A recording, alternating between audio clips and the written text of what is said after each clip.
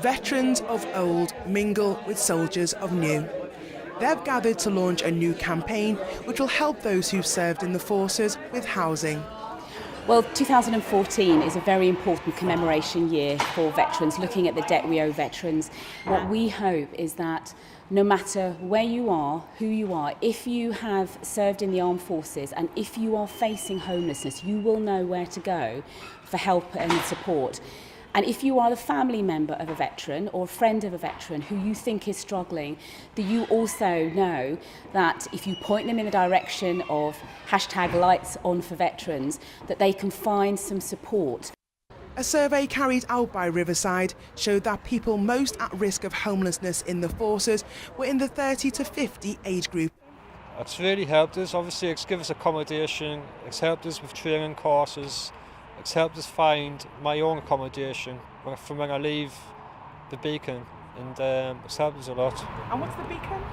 It's for ex-forces personnel, like basically veterans who are in need of accommodation. I did 14 years in the Royal Signals. I served in Gulf War I, Bosnia, and 3 years in Northern Ireland during the Troubles. I left the forces and experienced problems with PTSD. The Beacon has given me stability. I've done quite a few courses since I've been there, so this time next year I hope to be back to work and back to being normal.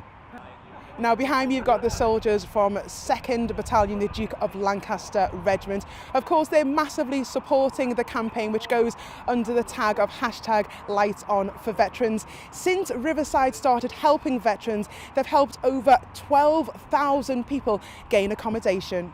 Our involvement with the MOD goes back to 1999 when we first started talking to them about homelessness with veterans, amongst veterans. And what we set up and what we opened in 2000 was the Single Persons Accommodation Centre for the ex-services. And that's now contracted to the MOD.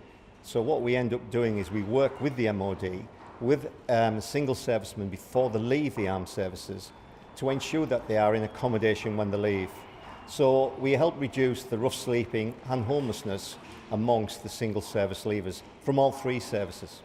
And the message is clear that there is housing help available for veterans across all three forces.